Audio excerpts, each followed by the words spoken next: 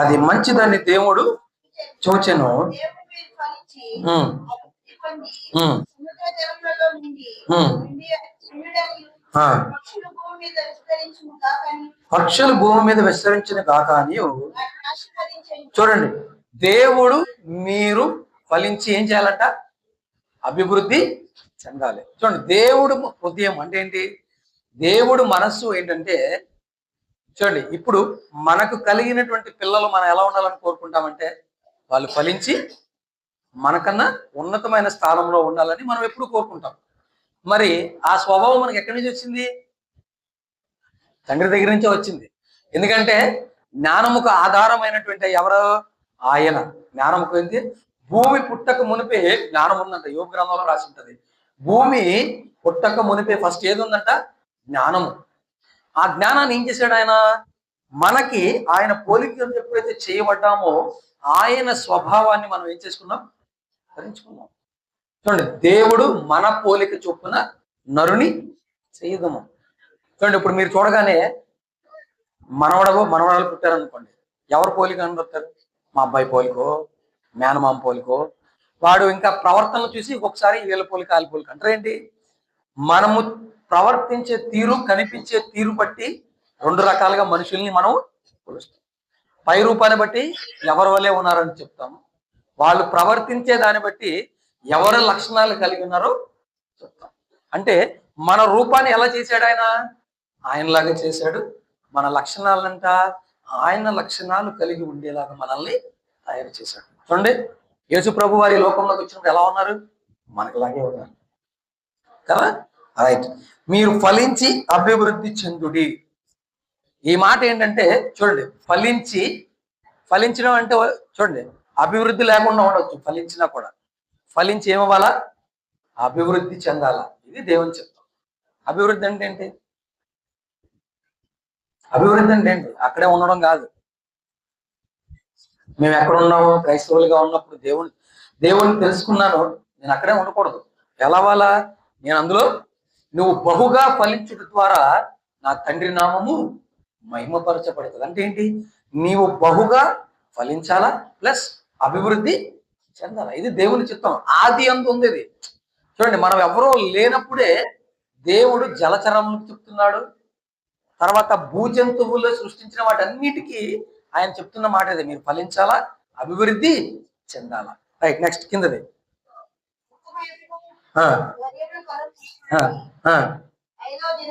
ఐదవ దినం ఆయన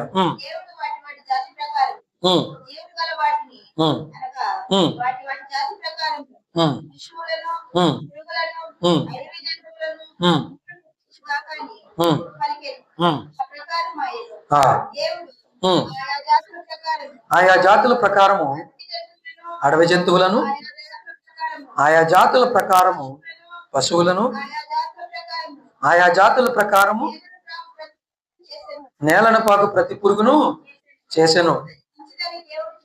అది మంచిదని దేవుడు. చూడండి, మనము పురుగులను చూడగానే ఇష్టపడతామా, చేదరించుకుంటామా? వానపాము ఉందనుకోండి, దాన్ని చేసి భలే ఉందని పట్టుకుంటారా? వానపాము ఏం చేస్తామో చేదరించుకుంటాం. కానీ వానపాము లేదనుకోండి, నేలలో ఏముండదు, సారము. దేవుడు చేసిన ప్రతి దాంట్లో ఏముంటది? మంచి. ఎందుకంటే ఆయన మంచివాడు. ఎప్పుడు? ఎల్లప్పుడూ మంచివాడు. అందుకంటాడు ఎల్లప్పుడూ దేవుని యందు ఆనందించడు. ఎందుకంటే ఆయన నిన్న నేడు నిరంతరము ఏకరీతిగా ఉన్నాడు. ఎప్పుడు మారడు ఆయన. మారేది ఎవరంటే మనము మారి ఆయన మారాడు అంటాం. ఆయన ఎప్పుడు మారడు. అది మనం గుర్తుపట్టుకుంటే ఏంటంటే, మన కష్టములో కూడా మనం ఏం చేస్తామంటే దేవుని స్తుతిస్తాం. ఎందుకు? ప్రభువా, నన్ను సరి చేస్తున్నావయ్యా. కష్టం అనుకున్నాం అనుకోండి, మనం ఏం చేస్తామంటే మనం వెళ్తున్న కష్టంలో నుంచి కూడా అంతే. అదిగా అంటాడు, ఆయనను ప్రేమించు వారికి సమస్తము సమకూడి జరుగును. దేనికి జరుగుతాయి? నీ మేలుకే. అది అదేంటండి? నష్టం మేలుకి ఎలా జరుగుతుందండి అనుకుంటారు. చూడండి, మోషే ఉన్నాడు, 40 సంవత్సరాలు ఎక్కడ పెరిగాడు? ఐగుప్తులో పెరిగాడు. రాజభోగాలన్నీ అనుభవిస్తున్నాడు. కానీ ఎప్పుడైతే తన ప్రజల గురించి తెలుసుకున్నాడో వాటిని అన్నింటిని ఏం చేశాడంట? విడిచిపెట్టేసి తన ప్రజలను విడిపించడానికి అవన్నీ విడిచిపెట్టి ఆయన వచ్చేసి. అంటే ఏంటి? ఎప్పుడైతే నీవు దేవుణ్ణి తెలుసుకుంటావో, దేవుని యొక్క ప్రణాళిక తెలుసుకుంటావో, నీకు కలిగినదనంతా ఎలా చూస్తావో తెలుసా? పెంట కుప్ప వల్లే చూస్తావు. ఎందుకంటే నీవు జీవితంలో కలిగిన దాన్ని ఎలా చూస్తామంటే, నీకు 100 రూపాయలు ఉందనుకోండి, మనం ఏమనుకుంటాం? ఇది ఉంటే చాలు అనుకుంటాం. కానీ దేవుడు నీకు ఏమి ఇవ్వాలనుకుంటున్నాడు? ఇంకా హెచ్చైనది ఇవ్వాలంటే నువ్వేం చేయాలంట? నీవు దాని యందు ఆనందించుతా నేర్చుకోవాలి. కొంచెంలో ఏం చేయాలా? ఆనందించాలా. చూడండి, మనం స్టార్ట్ చేస్తాం, పిల్లలు చదువు స్టార్ట్ చేస్తారు. వాడు వాళ్ళు మొదలు పెట్టగానే వాళ్ళు అనే మాట తాత ఏదో అంటారు కదా. ఫస్ట్ మాట ఏమొస్తుంది మాక్సిమం? అమ్మమ్మ, తాతయ్య, అత్త, అత్త అంటారు కదా. అత్త అనగానే అరే మా వాడు మాట్లాడుతున్నాడు అని చెప్పి అంత ఆనందపడతారు. చూడు, మొదటి మాట. అలాగే ఏంటంటే దేవునిలో మనం ప్రతి విషయంలో ఆనందించే వారికి ఉన్నప్పుడు ఏంటంటే మనం అనేకమైన వాటిలో కూడా ఆనందించడానికి ఆయన కృప చూపిస్తాడు. చూడండి, పురుగులు చేశాడు, అన్ని చేశాడు. అది చూసి ఏమన్నంట? మంచిగా ఉందని దేవుడు చూస్తున్నాడు. చూడండి, ప్రతి పురుగుకి మనం ఏంటంటే మనము దానిలో ఉన్నటువంటి సత్యాన్ని గ్రహించకపోతే, మీరు చూడండి, చూస్తే ఎలా ఉంది? అది కంటికి ఇంపుగా ఉందా? పారేస్తున్నారా? మనం దాన్ని చూసామనుకోండి, అది మనకి ఇష్టం ఉండదు. ఎందుకు? అది ఆ రకంగా ఉంటది. కానీ అది లేకపోతే సారమే ఉండట్లేదు. అలాగే మనం కొన్ని శ్రమలు గుండా వెళ్తున్నప్పుడు ఏంటంటే మనలో ఉన్నటువంటి బలహీనత ఏమైందో దేవుడు దాన్ని ఏం చేస్తున్నాడు? తీస్తున్నాడు బయటికి, నీకు చూపిస్తాడు. ఇదిగో నీలో ఈ బలహీనత దాగి ఉంది, కాబట్టి దీన్ని నువ్వు సరి చేసుకో. ఆ శ్రమల్లో ఏం తెచ్చుకోవాలా? శ్రమలో ఏం చేసుకోవాలా? ఓర్పుని. ఓర్పు ఎందుకు తెలుసా? ఆ ఓర్పులో ఆయన పెట్టే పరీక్షలో నువ్వు విజయం పొందుకున్నావని నీకు ముందుకు పరిగెట్టే ధైర్యాన్ని నీకు. ఎప్పుడైనా కూడా గుర్తుపెట్టుకోండి, పరుగు పందెంలో పరుగెళ్ళాలనుకున్న వాడు మొదటి నుంచి గెలిచే వరకు ఏ హృదయంతో అయితే మొదలు పెట్టాడో చివరి వరకు అదే మనసుతో నిలిచుంటే గెలుస్తాడు. పడిపోతే తిరిగి ఎమ్మటి ఎప్పుడు లెగ్గలుగుతాడంటే నేను గెలవగలను అనేవాడే లెగుస్తాడు. పడిపోయిన తర్వాత నేను ఓడిపోయాను అనుకున్నవాడు తిరిగి లేవలేడు. దేవుడి దగ్గర కూడా అంతే. ఆయన అంట చూడండి, లోకమును జయించినది ఏంటంట? మీ విశ్వాసం. అదేంటండి లోకం జయించేది విశ్వాసం అంటే? ఎందుకంటే నేను లోకాన్ని జయించాను, అలాగే మీరు ఎవరిలో ఉంటున్నారు? నాలో ఉన్నారు. కాబట్టి మీరు ఆల్రెడీ లోకాన్ని జయించారు. మీరు లోక సంబంధులు కాదు. మనం దాన్ని గ్రహిస్తే విశ్వాసము ద్వారా దాన్ని మనం పొందుకుంటాం. మనం నమ్మలేదనుకోండి, మనకు వస్తుందా? నేను చదవగలను అన్నవాడే చదవగలుగుతాడు. నా వల్ల కాదు అనేవాడు ఎంత చదివినా వాడేమి చేయలేడు. పని చేసే వాళ్ళు కూడా అంతే. పంట వేసేటప్పుడు ఎలా వేస్తారు? రైతు పంట వేసేటప్పుడు ఎలా వేస్తాడు? ఆశతో వేస్తాడా? నాశనం అయిపోవాలని వేస్తాడు? దేవుడి దగ్గరికి వచ్చేవాడు ఆయన ఫలము దయచేవాడు అని నమ్మి ఆయన యందు ఆ నిరీక్షణను కలిగి బ్రతకాలని దేవుడు కోరుకుంటున్నాడు. మనోళ్ళు ఏమంటారు? మీరు ఫలాల కోసమే వస్తున్నారండి అని. అరే, నాకు దేవుడు ఇస్తాడు అనే విశ్వాసం ఉంచి నేను దేవుడి సన్నిధికి వస్తున్నాను. నాకు విశ్వాసం లేదనుకోండి, విశ్వాసం లేకుండా దేవుడికి ఇష్టడై ఉండుట సాధ్యం. ఎందుకంటే ఆ విశ్వాస పరిణామాన్ని మనలో మొదలు పెట్టేది ఆయన. ఆయన లేకుండా విశ్వాసం మనలో లేదు. నెక్స్ట్ వచ్చిన చదవండి.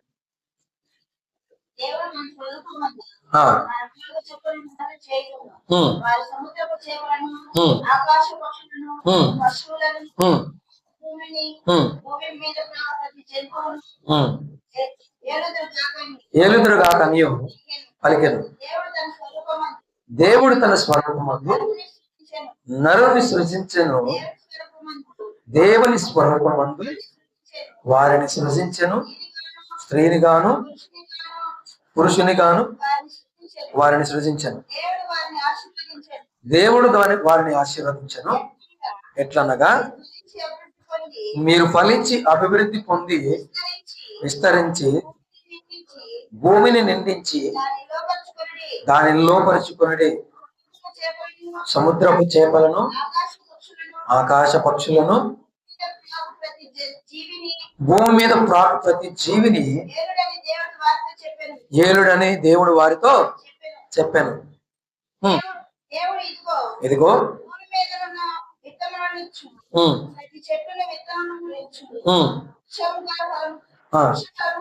వృక్షఫలము గల ప్రతి వృక్షమును మీకు ఇచ్చి ఉన్నాను, అవి మీకు ఆహారమగును.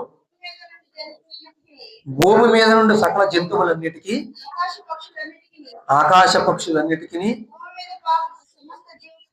భూమి మీద పాటు సమస్త జీవులకును పచ్చని చెట్లన్నీ ఆహారం అవునని. మరి ఇప్పుడు చెప్పండి, క్రూర మృగాలు ఏవి తినేయి ముందు? ఏం తినేది? వచ్చిన బట్టి మాంసాహారం అనేది అప్పుడు అన్ని చెట్లే. ఎందుకని చెప్పండి? అప్పుడు భూమి శపించబడలేదు. ఎందుకంటే ఆయన ఇచ్చిన దాంట్లో శపితమైనది ఏది ఉండదు అని అంటాడు. పరలోకం ఎందుకంటారు? అక్కడ శపితమైనది ఏది కాదు. అందుకని ఏంటంటే ఆయన అన్ని పెట్టి ఆయన ఒక చెట్టుని మాత్రం పక్కన పెట్టాడు. ఏంటంట? మంచి చెడులు ఇచ్చు చెట్టు అక్కడ పెట్టి, అది ఆ చెట్టుకి ఒక గుణాన్ని పెట్టాడు. ఏంటంటే అది తిన్న దినమున మనం చనిపోతాం, నరుడు చనిపోతాడు. అది వాళ్ళకి చెప్తాడు. చూద్దాం, వాళ్ళకి ఎందుకు వద్దాం.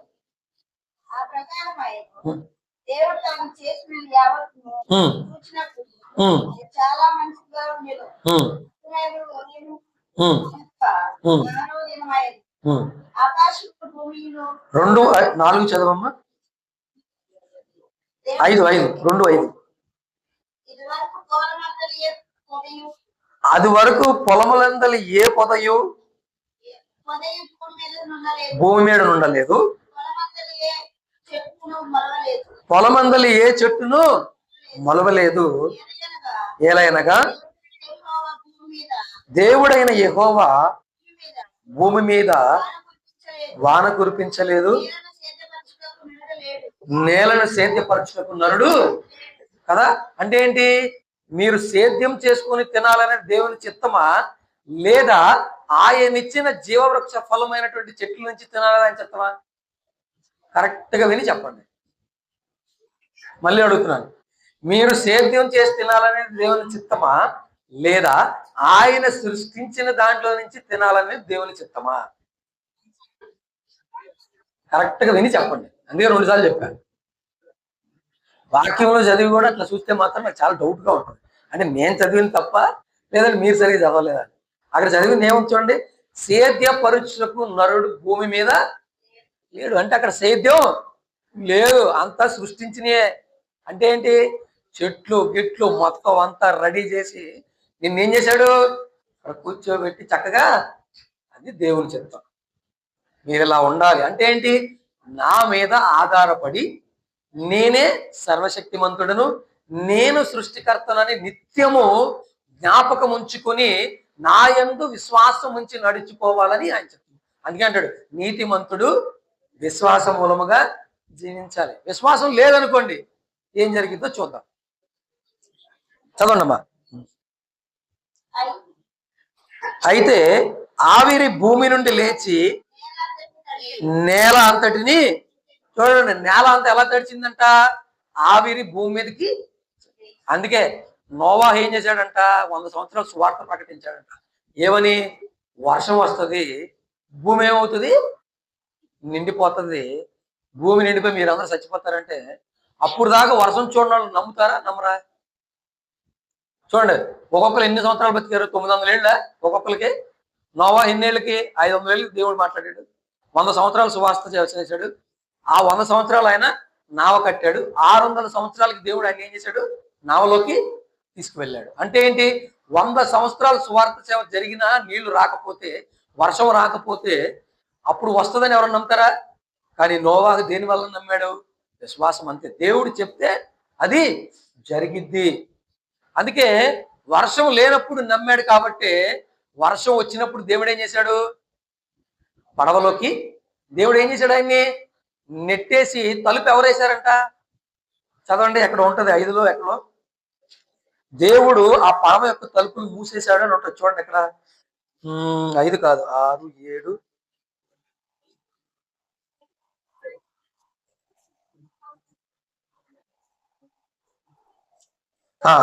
7 16 చూడండి. ఆదికాండం 7:17 7:16.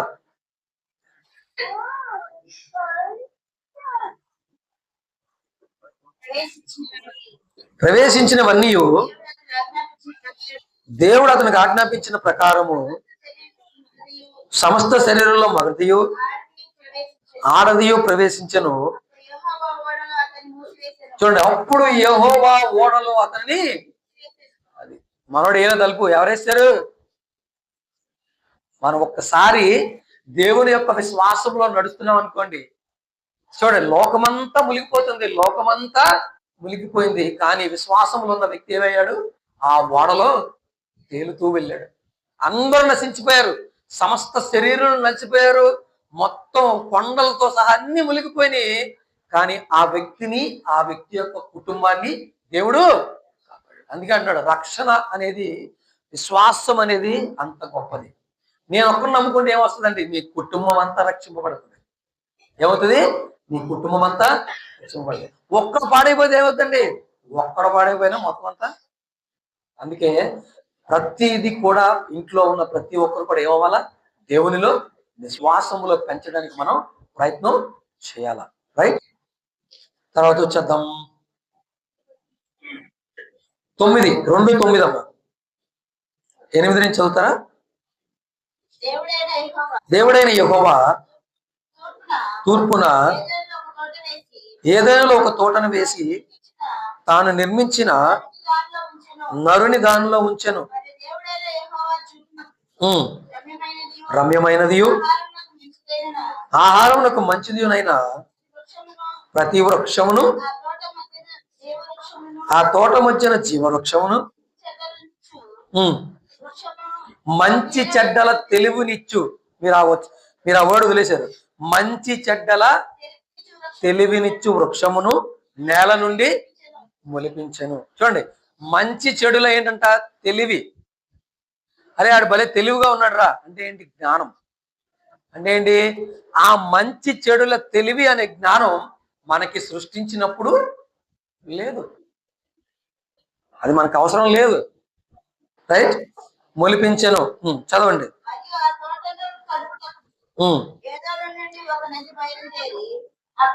అక్కడ మొత్తం అంత అవసరం లేదమ్మా.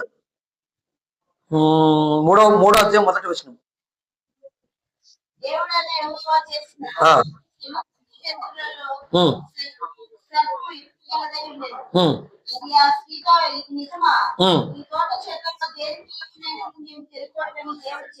చూడండి, ఈ తోట చెట్లలో దేని ఫలమునైనను తినకూడదని దేవుడు నీకు చెప్పేనా అని అడిగాను. చూడండి, ఆ వచ్చిన అక్కడ ఆపి పైకి వెళ్దాం, ఒక వచ్చి చెప్తాను.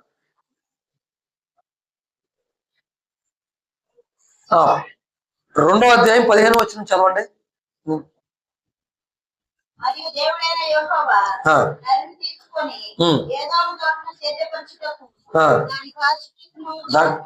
దాని కాచుటకును దానిలో ఉంచెను. మరియు దేవుడైన యెహోవా నీ తోటలో ఉన్న ప్రతి వృక్ష ఫలమును నీవు నిరభ్యంతరముగా తినవచ్చు. చూడండి, మీరు తోటలో ఉన్న ప్రతి వృక్ష ఫలమును నిరభ్యంతరముగా, చూడండి, అన్ని తినొచ్చు అని దేవుడు అంటున్నాడు. మనోడు ఏం చెప్తున్నాడు? ఫస్ట్ కింద ఒక వచ్చింది, మీకు ఈ తోటలో ఏమన్నా తినకూడదా? ఎప్పుడైనా గుర్తుపెట్టుకోండి, పాజిటివ్ అంటే ఏంటి? మంచిగా మాట్లాడేది ఎవరి మనస్తత్వం? మంచిగా మాట్లాడేది దేవుని స్వభావం. మొదట నెగిటివ్ తో స్టార్ట్ చేసేది ఎవరి స్వభావం? అపవాది స్వభావం. ఎందుకంటే దేవుడేమన్నాడు? ఇవన్నీ తినండి అని దేవుడు మొదలు పెట్టాడు. అపవాదిగాడు ఏం మొదలు పెట్టాడు? ఏమన్నా. చూడండి, దేవుడికి అపవాది అంటే మన ఆలోచన ఎలా ఉంటే మనం దేవునికి దగ్గర అవుతామో ఒకసారి ఆలోచించుకోండి. చాలా మంది అంటారు, చూడండి, అమ్మ ఎందుకమ్మా పద్దాగా నెగిటివ్ అంటే ఏమంటారు? చెడ్డగా మాట్లాడతావు ఎందుకు? మంచిగా మాట్లాడితే ఏమన్నా అవుతుందా? నోరు మంచిదైతే ఊరి మంచిదైతే. అంటే ఏంటి? నువ్వు మంచి మాట్లాడితే నీకు మంచి. అన్ని జనులు చెప్పే మాట ఎక్కడి నుంచి వచ్చింది? అది జీవన మరణములు నాలుక. నువ్వు ఎక్కడున్నా చూడండి, మీరు ఏ సామెత అయినా తీసుకోండి, మనకి ఎక్కడో ఒక రెఫరెన్స్ బైబిల్లో మనకి దొరుకుతుంది. అది ఎందుకంటే సమస్త లోకానికి జ్ఞానముకు ఆధారమైంది ఏది? దేవుడి వాక్యం. వాళ్ళు నేర్చుకుంటారు అనుకుంటారు, ఇది లేకుండా అసలు జీవం లేదు. ఇంకోటి చదవం నెక్స్ట్. ఆ,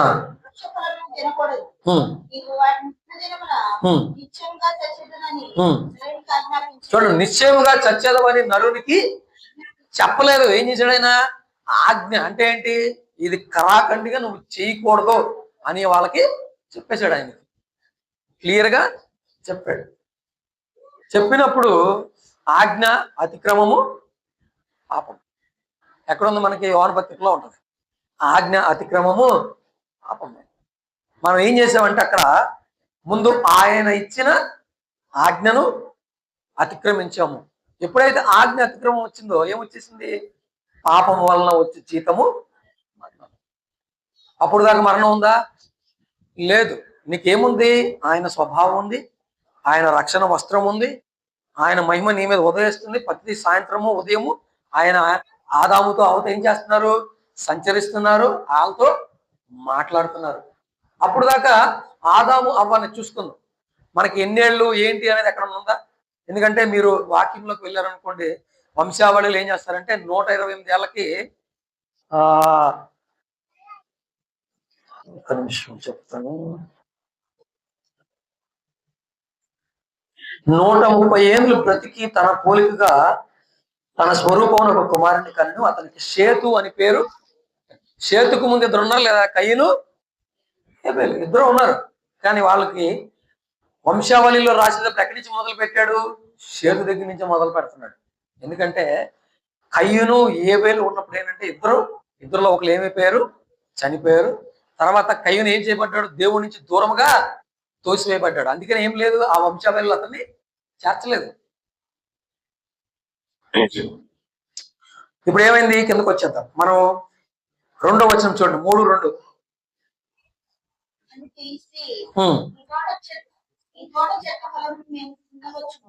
అందుకు స్త్రీ, ఈ తోటల చెట్ల ఫలములను మేము తినవచ్చును. అయితే తోట చెట్ల మంది ఫలమును గూర్చి దేవుడు మీరు చావకుండానట్లు వాటిని తినకూడదనియు వాటిని ముట్టకూడదని చెప్పానని సర్పముతో అనెను.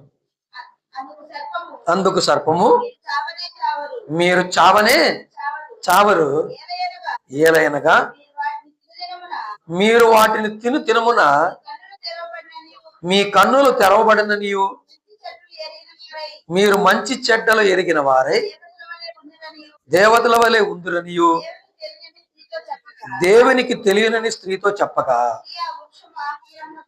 చూడండి, స్త్రీ ఆ వృక్షము ఆహారమునకును మంచిదియు కనులకు ఏమైందంట? అందమైనదియు వివేకమునిచ్చు రమ్యమైనదనియు యుండుట చూచినప్పుడు దాని ఫలములలో కొన్ని తీసుకుని తిని తనతో పాటు తన భర్తకి ఇచ్చెను, అది కూడా తను. చూడండి, ఇక్కడ సాతాను చూడండి ఎలా ప్రేరేపిస్తున్నాడు. కొన్ని వచ్చిన చూద్దాం. చూడండి, ఆ వృక్షము ఆహారమునకు మంచిదియు, తర్వాత ఏంటంట? కన్నులకు అందమైనదియు, నెక్స్ట్ వివేకమునిచ్చు రమ్యమైనదియు. చూడండి, మనం ఎప్పుడైతే విశ్వాసంలో నుంచి బయటకు వస్తామో మన 5 సెన్సెస్ అంటే ఏంటి? మనలో ఉన్నటువంటి 5 సెన్సెస్ అంటే ఏంటి? చూపు, తర్వాత ముట్టుకుంటారు కదా, ఏమంటారు అట్లా? 5 సెన్సెస్ అంటే పంచేంద్రియాలు పనిచేయడం మొదలు పెడతాయి. చూడండి, ముళ్ళు ఉంది, చేస్తారా దాని మీద? ఎందుకని? గుచ్చుకుంటుంది కదా. అంటే నీ నిర్ణయం ఎట్లా వచ్చేస్తుంది అంటే విశ్వాసం నుంచి బయటకు వచ్చినప్పుడు నీ యొక్క స్వభావం ఆధారంగా చేసుకుని నిర్ణయాన్ని తీసుకుంటావు. దేవుని యొక్క వాక్యానికి విరుద్ధంగా ఆలోచించడం మొదలు పెడతావు. ఫస్ట్ ఏం చేశారు? ఎప్పుడైతే చూపుకు రమ్యమైనదిగా ఉందో దేవుని యొక్క ఆజ్ఞ ఏమైపోయింది? పక్కకి. ఫస్ట్ పాయింట్ ఏమైపోయింది? దేవుని యొక్క ఆజ్ఞని మీరేశారు. రెండోది, మరణం వస్తుందని తెలిసినా కూడా దాని గురించి వాళ్ళకి తెలియకపోయినా కూడా ఏం చేశారు? ఆ మరణమైనా సరే దీన్ని రుచి చూసి ఎలా చద్దాము అని చెప్పి ఏం చేసుకున్నారు దాన్ని. ఎందుకంటే వాళ్ళకి మరణం అంటే తెలియదు. వాళ్ళకి ఏ మాట నచ్చింది? మీరు ఎలా అవుతారంట? దేవదూతల వల్ల అయిపోయి దేవుళ్ళలాగా అయిపోతారనే మాట నచ్చిపోయింది. లెక్క ప్రకారం చూస్తే వాళ్ళు ఆల్రెడీ ఎలా ఉన్నారు? అక్కడ దేవుని కూడా ఉన్నారా లేదా? వాళ్ళు ఏంటంట, శరీరం మీద బట్టలు ఉన్నాయి వాళ్ళకి, లేవు. కానీ ఏమున్నారు, మహిమ వస్త్రాలు ధరించుకున్నారు. ఏముంటుందంటే దేవుని మహిమ వాళ్ళని ఆల్రెడీ ఆ దేవుని కవరింగ్ లో ఉంటే మళ్ళీ నేను దేవునిలాగా అవ్వాలి అంటే నీవు విశ్వాసంలో ఉన్నావనుకో, నీవు దేవుడు ఇచ్చినా ఇవ్వకపోయినా ఒకే రకంగా ఉంటావు. నీవు ఎప్పుడైతే కనుచూపులకు బయటకు వస్తావో, నేను దేవుడిలాగా అవ్వాలి, నేను ఏమన్నా చెయ్యాలి, నేను దేవుడి కోసం ఏమైనా చేస్తే దేవుడిని ఆశీర్వదిస్తాడు అనే ఆలోచనలోకి నువ్వేమవుతావు, నీ సొంత పనుల్లోకి నువ్వు వస్తావు. అందుకే వస్తారు, నీతిమంతుడు విశ్వాసం మూలంగా మాత్రమే జీవించాలి. కనుచూపు బట్టి జీవించిన ధర్మం ఏమవుతావు అంటే, నీ యొక్క చూపును బట్టి దేవుని మాట నువ్వు నెరవేర్చవు. ఎందుకు తెలుసా, కనుచూపులో ఏముంది చెప్పండి, మంచి మంచి చెడులో ఏముంది, మంచి చెడులు ఫలం తింటే ఏముంది, మరణం. అంతేనా కదా, మీరు మంచి చెడులు ఫలం తిన్న రోజు నీకేమొస్తుంది, మరణం. అంటే నీవు కనుచూపు బట్టి నడుచుకున్నావంటే ఎందులో ఉన్నావని అర్థం, మరణంలో ఉంటావు. ఎందుకు, నీవు తీర్పు తీర్చే హృదయాన్ని కలిగి ఉంటావు. ఆ హృదయం ఒక్కరికే ఉండాలి, ఎవరికి, దేవుడికి.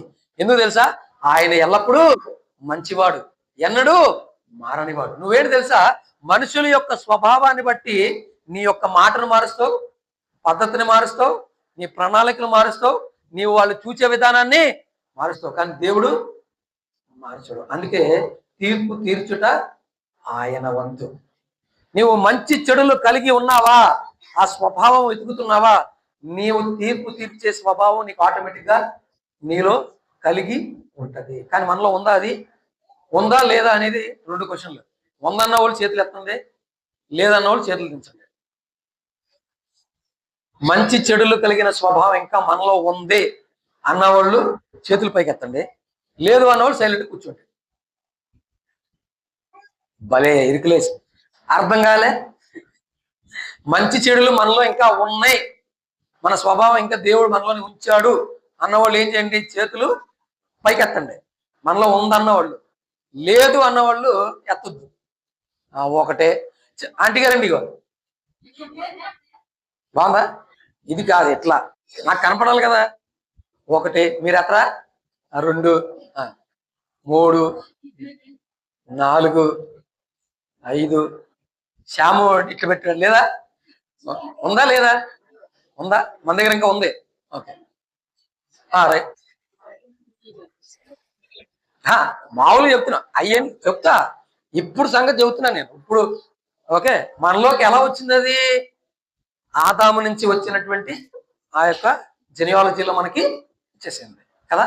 అంటే మనము దేవుని కుమారులుగా సృష్టింపబడి మనుష్య కుమారుడిగా మార్చబడ్డాం. ఎలాగా, ఎప్పుడైతే మంచి చెడులు మనలోకి వచ్చేసిందో ఆ జెనియాలజీ ఏమైపోయింది, కట్ అయిపోయి మంచి స్వభావం. నీవు ఎప్పుడైతే శరీరానుసారంగా నడుచుకుంటావో అప్పుడు నీవు శరీర సంబంధివి. అంటే నీవు ఆత్మ సంబంధమైనటువంటి వ్యక్తిగా జీవించడానికి నీవు సామర్థ్యం కలిగిన వాడివి కావు. దేవుని ఆత్మ లేనివాడు నావాడు కాదు, అంటే నీవు లోక సంబంధివి అయిపోయావు. First point. 2, నీవేంటంటే కనుచూపు పడి నడుచుకున్నావు అనుకో, ఎదుటి వారిని ప్రేమించే దాంట్లో నువ్వేం వెతుకుతావు తెలుసా, నీ యొక్క సంతోషాన్ని వెతుక్కుంటావు. అంటే ఏంటి, వాడు మంచిగా ఉంటే నేను మంచిగా ఉంటా, వాడు చెడ్డోడైతే ఏంటి. కానీ దేవుడు ఏమన్నాడు, నీ శత్రువుల్ని ప్రేమించాలి, వాడు నిన్ను కొట్టినా కూడా ఏం చేయాలంట, వాడి కోసం ప్రార్థన చేయాలి. ఒక చెంప మీద కొడితే, ఇది విశ్వాసం ద్వారా మాత్రమే. నేను కొట్టినాడు ముందొస్తే నువ్వు ఎలా వెళ్తావు తెలుసా, అందరం అంతే. ఇప్పుడు నేను సపరేట్ అని చెప్పట్లే, ఎలా వెళ్తాం, ఫస్ట్ నాలిక బయటకు వస్తుంది. అందరికి ఏమొస్తుంది, ఫస్ట్ నాలిక బయటకు వస్తుంది, తర్వాత చేతులకు ఏమొస్తుంది, మంచి కర్ర, ఈ పరిగెట్టుడే. ఆడు ఎలాంటి వాడు ఏం సంబంధం లేదు. కానీ నువ్వు మోకాళ్ళు వేసి ప్రార్థన చేసావనుకో, పగ తీర్చుకున్నట నా వంతు, నువ్వు నాకు విడిచిపెట్టావు అనుకో, దేవుడు చూసుకుంటాడు. అది విశ్వాసము ద్వారా. చూడండి ఎంత వ్యత్యాసం, ఏముండదు. మనం విశ్వాసంలో నడుచుకుంటే ఏంటంటే, చాలా మంది ఏమంటారంటే, అవండి విశ్వాసంలో ఉన్నాం అనుకోండి, కొన్నిసార్లు మనల్ని తొక్కేస్తారండి, ఇబ్బంది పడతామండి, జయించలేమండి, కొన్ని విషయాల్లో మనం జీవించలేమండి అంటున్నాడు. నీవు విశ్వాసంలో అట్లా మాట్లాడడం అంటే అర్థం ఏంటి తెలుసా, నీవు దేవుని మాట నెరవేరుతుందనే విషయాన్ని నువ్వు నమ్మటం లేవు అని. ఎందుకంటే చూడండి, ఇప్పుడు భూమి కలుగు అని అని అన్నాడు. ఎలాగా? విశ్వాసం ద్వారా పలికాడా? అవిశ్వాసం ద్వారా. ఫెయిత్ నుంచి పలికినప్పుడు ఆయన మాట ఏమైంది? లేని దాన్ని ఉన్నదానిగా కనపడింది. ఇప్పుడు మీరు కూర్చున్నదంతా ఎక్కడి నుంచి వచ్చింది? లేని వాక్యము నుంచి. ప్రపంచములు దేవుని వాక్యం చేత నిర్మాణంలో ఉన్నవి. చెట్లు ఇవన్నీ మీరు చూస్తున్నాయని ఎక్కడి నుంచి? వాక్యములో నుంచే వచ్చినాయి. అంటే ఏంటి? నీ కంటికి కనిపించే ప్రతిదీ వాక్యములో నుంచే వచ్చింది. అంటే ఏంటి? విశ్వాసము ద్వారా నీ కన్నులతో నువ్వు చూసింది నీ ఆధీనంలో ఉంటది కదా. ఇప్పుడు అక్కడ క్వశ్చన్ దగ్గరికి వద్దాం. రైట్, కొలసీ పత్రిక 3:11 అనుకుంటా, ఒకసారి చూడండి. కొలసీలు 3:9 అనుకుంటా, చూడండి. నవీన స్వభావం ఉంటుంది.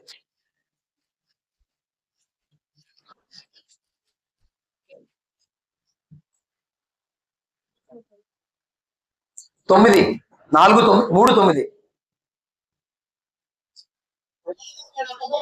చూడండి. ఒకరితో ఒకడు అబద్ధమాడుకుడి ఏలైనగా చూడండి, ప్రాచీన స్వభావమును దాని క్రియలతో కూడా మీరు పరిత్యజించి మీకు ఏం కావాలంట? చూడండి, నా ప్రజలు ఏమి లేక నశించిపోతున్నారు?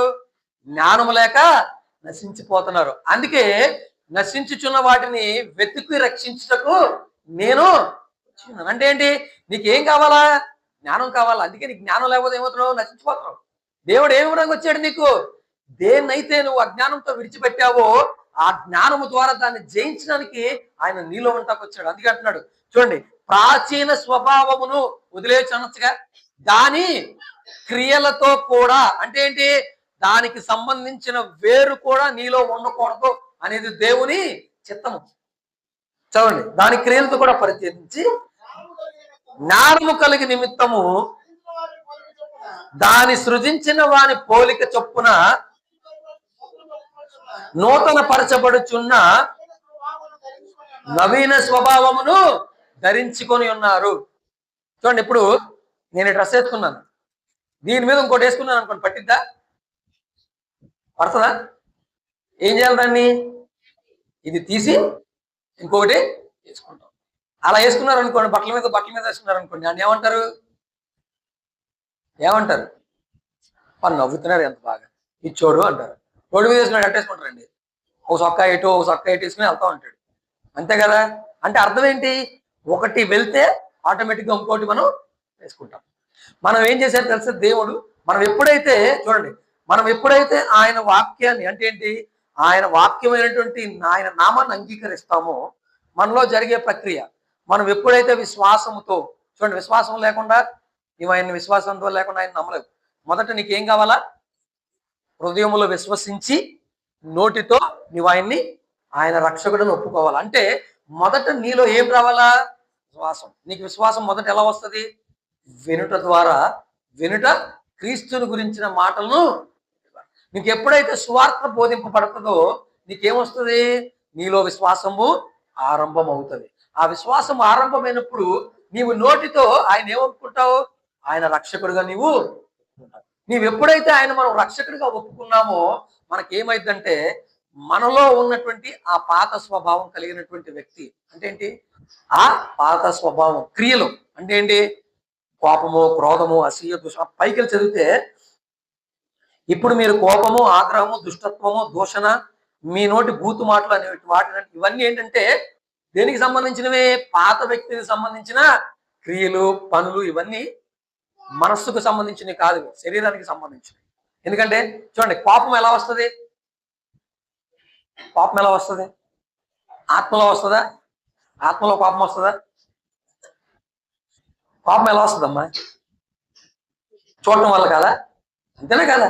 మీకు నచ్చని పని చేస్తే ఏమొస్తుంది అంటే ఎలా? చూడటం ద్వారా వస్తుంది కోపం. లేకపోతే కోపం చూపించండి, చెప్పండి. మీకు నచ్చని పని చేయలేదు, కోపం ఏది అంటే ఏంటి? కనుచూపు, ఫ్లెష్. నెక్స్ట్ ఆగ్రహము, రెండు ఒకటే. తర్వాత దుష్టత్వము, ఆడేమన్నా నాకు చేస్తే నేను చేయాలి అంటే ఏంటి? నాకేదో చేశాడు అంటే ఏంటి? By seeing. తర్వాత దూషణ, ఇవన్నీ ఏంటంటే శరీర సంబంధించినవి. ఇవన్నీ ఏం చేశాడంటే ఆయన అందుకే అంటాడు వాటినన్నిటిని అంతా మీలో నుంచి క్రియల ద్వారా తీసివేసి. ఎలా తీసాడు?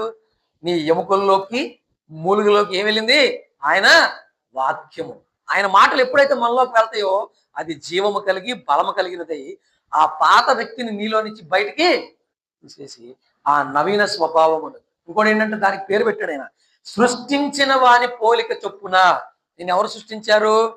మొదట మనకున్న స్వభావం ఏది? ఆయన స్వభావం. ఆ స్వభావాన్ని మరలా మనకి ధరింప. అంటే ఏంటి? మరలా మనకైనా అంటే మనం ఎప్పుడైతే దాన్ని నమ్ముతామో దాని యందు జీవించడానికి మనం ముందుకి వెళ్ళగలుగుతాం. మన పాత వ్యక్తి మనలో చనిపోయాడు అని మనం నమ్మకపోతే మనం అందులోనే గుర్తుపెట్టుకోండి. ఎప్పుడైనా కూడా ఆ వ్యక్తి ఏమైపోయాడు? చనిపోయాడు. అంటే ఏంటి? నీలో నుంచి బయటికి వెళ్ళిపోయాడు. ఎందుకంటే క్రీస్తుతో కూడా ఆ పాత స్వభావం సిలువ వేయబడి ఆయనతో పాటు ఏం చేయబడింది? పాతి పెట్టబడింది. ఆయన ఎలా అయితే పైకి తిరిగి లెగిశాడో నీవు కూడా ఆ నవీన స్వభావాన్ని ధరించుకుని తిరిగి లెగిశాడు. అందుకని అంటాడు ఇది మనిషి యొక్క కనులకి అర్థం కాదు. కనుచూపు బట్టి అన్ని తెలుసుకున్నారనుకోండి ఎవరు నమ్మరో, విశ్వాసం ఉండదు. అంటే ఏంటి? నమ్మరికి దాన్ని. ఇంకా నేను పాత వ్యక్తినే అంటారు. కానీ విశ్వాసము కలిగిన వ్యక్తి నమ్ముతాడు. ఆ నమ్మిన దాన్ని బట్టి బ్రతకడము నేర్చుకుంటాడు. ఆ నీతిని నెరవేరుస్తాడు. ఆయన వాక్యాన్ని నెరవేరుస్తాడు. ఆయన యొక్క నీతి వచనమును బట్టి, ఆయన యొక్క వాక్యమును బట్టి తన నడవవలసిన త్రోవని ఆయన నడుస్తాడు. తన ప్రవర్తన అంతటిని ఎవరికి అప్పచెప్తాడు? నీ నడతను, నీ ప్రవర్తన ఎవరికి అప్పచెప్పాలంట? యెహోవాకి అప్పచెప్పండి. అప్పుడు నీ త్రోవలను ఆయన సరళం చేస్తాడు. అంటే ఏంటి? ప్రవర్తన అంతటిలో అంటే ఏంటి? నీ ఊహ, నీ ఆలోచన, నీ తలంపు అంతా క్రీస్తు ఉన్నప్పుడు ఏంటంటే నీ త్రోవలను తప్పిపోయే అవకాశం నీకు లేదు. అంటే ఏంటి? ఆ పాత వ్యక్తి లేడు నాలో. కానీ మనం ఎప్పుడైతే ఆ పాత వ్యక్తి సంబంధించిన వాటిని మనం తీసుకొస్తామో మనం ఏం చేయాలి తెలుసా? నేను ఆ వ్యక్తిని కాదు. మనం ఏమంటాం తెలుసా? నేను ఆ వ్యక్తిని కాదు అని చెప్పము. ఏమంటాం తెలుసా? పాపం చేశా. ఏం చేశా? పాపం, ఆజ్ఞ అతిక్రమము. పాపమా? పాపం అనేది కంటిన్యూస్ గా ఉంటే పాపం. పొద్దు నుండి సాయంత్రం దగ్గర వెళ్ళిపోయినా పర్వాలేదు. వాక్యంలోనే ఉందా శ్యాము? అదే అంటున్నాను. నీ కోపము సూర్యాస్తమయం వరకే ఉండాలి. అది పాపం కాదు. కోపం చూడండి, ఇప్పుడు మీ అబ్బాయి ఉన్నాడు, నువ్వు చెప్పిన పని చేయట్లేదు. కోపం రాకుండా మంచిగా అంటారా? వస్తుంది. కానీ ఏమి ఉండకూడదు? ఆ కోపాన్ని మనం చూడు, అది పాపం కాదు. కత్తి పట్టుకుని తిరుగుతున్నాడు, భలే ఉంది నాయన, ఇగో కత్తిపెట్టి కూడా తీసుకొని ఏమంటాయి ఇస్తారా? అన్నిటినీ మనం ఏంటి తెలుసా? అందుకే అంటున్నాను, మీరు ఎప్పుడైతే వాక్యములో ఎక్కువ మనం ఉండడం నేర్చుకుంటామో, వాక్యం ఎక్కువ ధ్యానించడం నేర్చుకుంటామో, మనం పాత వ్యక్తిగా చనిపోయామన్న విషయాన్ని దేవుడు తన వచనాల ద్వారా మనకి తెలియపరుస్తూ ఉంటాడు. అందుకే అంటాడు, ఎందరెందరైతే నా నామాన్ని అంగీకరించారో, యోహాను సువార్త 1:11లో, ఎందరెందరైతే నా నామాన్ని అంగీకరించారో వారందరూ కుమారులకు వారికి అధికారము ఇచ్చాను. అంటే ఏంటి? ఆదాము ఆ పండు తినటం ద్వారా దేన్ని అయితే కోల్పోయామో, యేసు క్రీస్తు యందు యొక్క నమ్మకం ఉంచడం ద్వారా మరలా ఏం చేయబడ్డాము? ఆయన కుమారులుగా మరలా స్థిరపరచబడ్డాము. ఇంకో వాక్యం ఉండదు, మీరు రక్తం ద్వారా పుట్టినవారు కాదు, శరీరేచ్ఛ వల్ల పుట్టినవారు కాదు, మనిషేచ్ఛ వల్ల పుట్టినవారు కాదు, మీరు ఎవరి ద్వారా పుట్టినవారంట? మీరు దేవుని మూలముగా పుట్టినవారు. అంటే ఏంటి? మీరు మరలా మొదట వ్యక్తిగా, అంటే ఏంటి? ఎప్పుడైతే దేవుడు సృష్టి ఆరంభం ఎలా చేశారో మీరు అలాగ మరలా ఆయన రక్తము చేత నూతన పరచబడి ఉన్నారు. ఎప్పుడైతే ఆయన ఆజ్ఞ తండ్రి అంటారు, సత్క్రియలను ఓపికగా చేసే జనాంగంలో ఆయన ఏం చేసుకున్నాడంట? కొనుక్కున్నాడంట. మునుపు మీరేమున్నారంట? దూరస్తులుగా ఉన్నారు. ఇప్పుడు ఆయన రక్తము ద్వారా ఏమయ్యారంట? సమీపస్తులుగా చేయబడినారు. ఎలాగా? ఆయన రక్తం చేత సంధి చేయబడి. మనం అందుకే అంటాడు, మీరు ఎప్పుడన్నా ఏదన్నా బలహీనత వచ్చి ఏదన్నా జరిగి పడిపోయినప్పుడు అంట, మీరు కృపాసింహాసనం ఎలా రావాలంట? ధైర్యముగా. ఎందుకంట? మీ కొరకు ప్రధాన యాజకుడు ఎక్కడున్నాడంట? ఆయన కుడిపార్శ్వమున కూర్చుండి నీ కోసము అక్కడ విజ్ఞాపన చేస్తున్నాడు. ఇదివరకు ఎక్కడ ఉండేవాడు? కింద ఉండేవాడు. ఎక్కడ? కిందే కదా ఉంది. ఎక్కడున్నాడు? ఆ మనసు దగ్గర కూడా వెళ్తాడు ఆయన? నో. నువ్వు వెళ్ళి నువ్వు ఒకవేళ వెళ్ళాలన్నప్పుడు ఆయన సంవత్సరానికి బలి ఇచ్చినప్పుడు మాత్రమే వెళ్ళి నీ పాపం క్షమాపణ అడగాల. అప్పుడు దాకా ఏంటి సంవత్సరం పాటు ఆయన లోపలికే వెళ్ళలేడు. కానీ ఇప్పుడు అలా కాదు, నీ కోసం నిత్యము ఆయన అక్కడ విజ్ఞాపన చేస్తూ ఉంటాడు. రైట్. సో విశ్వాసం చూశారు ఎంత గొప్పదో. నిరీక్షణ లేకపోయినా నీకు విశ్వాసం ఉందనుకో, అది నెరవేర్చి అంటే నువ్వేం చేయాలంటే దేవుడు చెప్పిన మాట ఏంది ఏముంచాలా? విశ్వాసము. చూడండి దేవుడు ఎంత కరుణామయుడు అంటే వాళ్ళ పండు తిన్నా కూడా వాళ్ళకి ఎమ్మటే మరణం వచ్చిందా? రాలేదు. కానీ మరణం ఒకరికి వచ్చింది. ఎవరికి చెప్పండి? ఎవరికి వచ్చింది మరణం? ఏం చేశాడంట? ఒక జంతువుని సంహరించి చర్మం తీసి వాళ్ళకి చొక్కాయలు కుట్టి వాళ్ళని బయటికి, అంటే ఎవరికి వచ్చింది అక్కడ మరణం? జంతువుకి వచ్చిందా? రాలేదా? పాపం అంటే ఏంటి? ఆ గొర్రె పిల్లకి సాదృశ్యం ఎవరు? ఆయన అంత కరుణామయుడు. అంటే ఏంటి? తెలుసు ఆయన నువ్వు పుట్టినప్పుడే నువ్వు బలహీన కట్టమని ఆయనకి తెలుసు. అందుకని ఫ్రీ విల్ ఇచ్చాడు ఆయన. అంటే ఏంటి? నీవుగా ఆయన విశ్వాసం ఉంచాలి. చూడు, ఇప్పుడు ఎవరన్నా కానీ బలవంతంగా దేవుడిని అంగీకరిస్తారా? అంటున్నారు కదా, ఇప్పుడు జనాలు చాలా మంది ఏమంటున్నారు? మార్చేస్తున్నారు అంటున్నారు కదా. ఇప్పుడు ఒక ఆయన తీసుకొచ్చి మార్చండి అని మారుతారా? బలవంతంగా ఎవరన్నా మారుతారా? ఎందుకు మారుతారు? వాళ్ళు మారారంటే అర్థం ఏంటి? వాళ్ళు ఇప్పుడు దాకా జీవించిన జీవితంలో ఏమి చూడలేకపోయారో వాళ్ళు వచ్చిన మార్గంలో కొత్తగా ఏదో చూశారు కాబట్టే మారారు. అంటే మీకు ఒక విషయం చెప్తాను. అంటే వీడియో చూశాను నేను. అంటే కొంతమంది ఏంటంటే ఇలా ప్రచారం, శ్యామ్ చెప్పాడు నాకు. అంటే నేను వీడియో చూశానులేండి. ప్రచారం చేస్తున్నారనమాట. మీరు ఇలా మారిపోయారు, ఇట్లా చేయాలి, ఇట్లా ఉండాలి, అట్లా ఉండాలని ఒక దాని దగ్గరికి వెళ్ళారు. వాళ్ళు వెళ్ళి ఆమె దగ్గరికి వెళ్ళి చెప్తున్నారనమాట. అమ్మా నువ్వు ఎందుకు మారావు దేవుడి దగ్గరికి అన్నారు. అమ్మ నా పరిస్థితి ఏంటంటే ఆమెకి చర్మ వ్యాధి ఉందండి. అంటే ఏంటి? చర్మము అంటే పగిలిపోయి రాలిపోయి విపరీతమైన ప్రాబ్లమ్స్ లో ఉంది ఆమెకి. అన్ని డాక్టర్ దగ్గరికి వెళ్ళినా ఆమెకి ఏం రాలేదు, స్వస్థత రాలేదు. తిరిగింది 10 సంవత్సరాలు 12 సంవత్సరాలు తర్వాత ఏమైంది?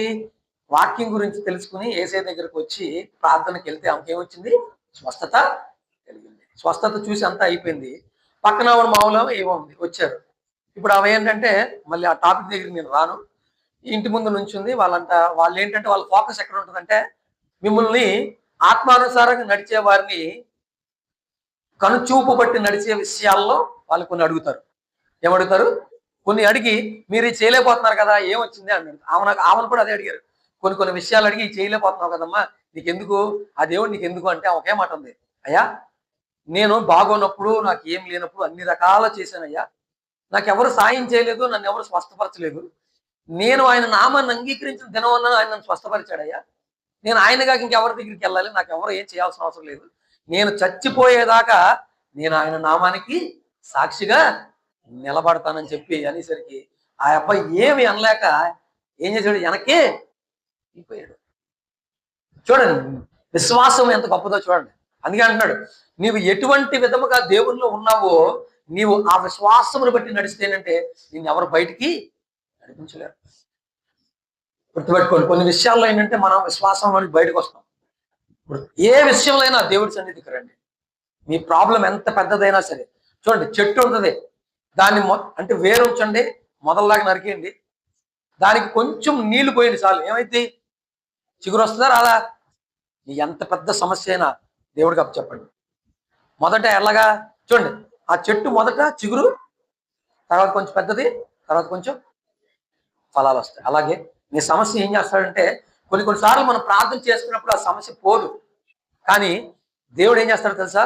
అది వేరుతో కదిలిస్తాడు. ఎలాగా? వేరుతో సహా కదిలించి అది వెళ్ళి ఎక్కడ పడాలంట? మళ్ళీ సముద్రంలో పడేసేదాకా దాన్ని ఏం చేస్తాడు? కదిలించి పడేసేదాకా ఆయన ఊరుకోడు. ఎందుకంటే తన బిడ్డలు ఏమవ్వాలంట? ఫలించి అభివృద్ధి చెందాలి అంటే ఆ సమస్య వేరుతో సహా పోతే తప్ప వాళ్ళు. అందుకే దేవుడు ఏం చేసినా కూడా ఏంటంటే వేరుతో సహా తీయాలంటే కొంచెం సమయం. చూడండి చెట్టును పీకండి, పెద్ద చెట్టును తీయాలనుకోండి నరికేస్తే అవుతుంది, కానీ దాన్ని వేరు తీయాలంటే తొమ్ముకుంటా వెళ్ళాలి ఎంత లోపలికి వెళ్ళిందో. ఎందుకంటే ఎక్కడ చిన్న వేరు ఏమవుతుంది మరలా బయటికి. చెట్టుగా స్వభావం అంటే మరి ఆయన వాక్యానికి ఎంత గొప్ప బలం ఉండాలి. అందుకే అంటాడు, నా వాక్యము బలము కలిగినది, జీవము కలిగినది, రెండంచులు గల ఖడ్గం కంటే వాడిగా వేడిగా ఉంటాడు. చూడండి, ఎప్పుడైతే వాళ్ళ విశ్వాసంతో ఉన్నారో ఆ ఏదైనా తోటలో సమృద్ధిగా ఆహారాన్ని తిన్నారు. కష్టపడ్డారా? లేదు. వాళ్ళ యొక్క మాట చేత, ఆవిరి చేత భూమి సేద్యపరచబడింది. ఎప్పుడైతే కనుచూపు బట్టి నడుచుకోవడం మొదలు పెట్టారో భూమి శపించబడింది. మనుషుల యొక్క కష్టము చేత ఆహారం తినటము ఆరంభమైంది. నువ్వు విశ్వాసము ద్వారా నడుచుకుంటున్నావా? దేవుడు నిన్ను అద్భుత రీతిగా పోషించడానికి సిద్ధంగా ఉన్నాడు. సాదృశ్యం మన్నా 40 సంవత్సరాలు ఎలా పోషించాడు వాళ్ళని? పయనించేగా. కష్టపడ్డారా? అంటే మీరు కష్టపడొద్దని చెప్తున్నారా పాస్టర్ గారు? అంటే ఏంటి? నీ శ్రమని దేవుడు ఏం చేస్తాడు? తేలిక ఏం చేస్తాడు? తేలిక చేస్తాడు. నువ్వు చేసే పనిని ఎలా తేలిగ్గా చేసుకోవాలో దేవుడు నీకు నేర్పిస్తాడు. అదే ఆశీర్వాదం అంటే. అంతేగాని సోమరులా కూర్చుని దేవుడు ఎవరికే చెప్పడు. చూడండి, భూమిలో మీరు విత్తనాలు వేశారు. ఏం వేశారు? విత్తనాలు వేశారు. దేవుడి సహాయం లేకుండా అవి ఫలించవు. ఏం చేయవు? తొలకరి వర్షం, పడవరి వర్షం ఇచ్చేది ఆయన. అందుకని ఏంటంటే నేను సాయం చేస్తాను, నేను చేస్తాను, కానీ ఆయన యొక్క ప్రమేయం లేకుండా అది నువ్వు ఆయన నమ్మితే అది బహుగా ఫలిస్తావు. నువ్వు అన్ని విషయాల్లో దీవించమంటావు. కొద్ది మాటలు దేవుడు ఆశీర్వదించి దీవించను గాక. ప్రార్థించుకుందాం. మహాపరిశుద్ధుడైన గొప్ప తండ్రి, అద్భుతములు చేయవాడా, ఆశ్చర్యకారుడు.